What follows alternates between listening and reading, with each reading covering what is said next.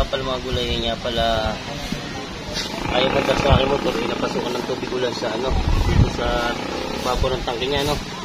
So makapansin natin yung tubig na ito, oh. Kaya pala ayaw mandar, napasukan siya ng tubig na haluan, no. So paano natin tanggalin ang ang tubig? Ganito lang, bubutasin lang natin itong bote, sarap ng bote.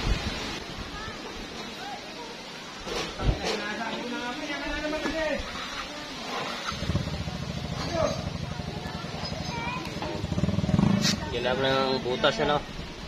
Tapos itatakip lang natin ulit. Itatakip, balik rin natin yung bote kasi ang tubig niya na iilalim. Ilalim po yung tubig niyan.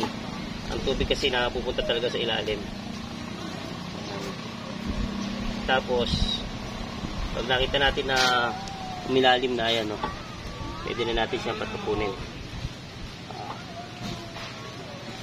Ayan na, gulay. Tubig po yan. Tubig na yung tinatapon natin yan. Tubig. Nakukuha na natin yung tubig. Dami rin tubig niya ito. Malapit na. Ayan na. Yun. Gas na.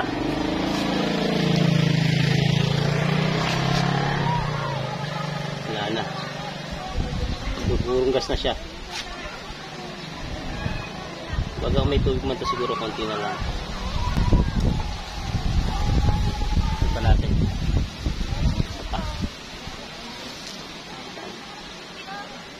Sureball na wala na yung tubig.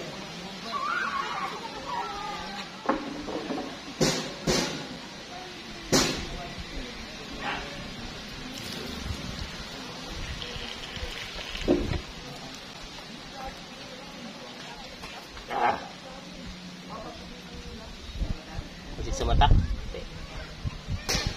Pwede natin yung gas tank. Balik na natin yung gas nya at ating pansin. So ito yung gas na na-drain natin, ano.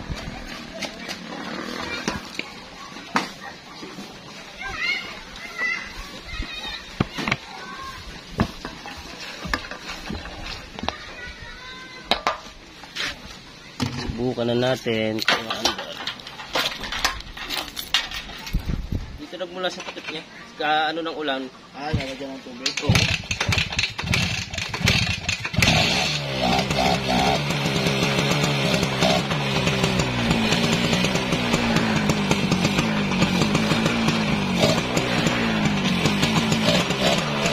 Kaya magulay. Tataklob ako na lang ito at pwede nang gamitin. Tumahingi na nga na yung makina ko, pang overhaul na kasi yan eh. Yan, pinangbubukid ko lang, ganyan na itsura. Yan. So okay na.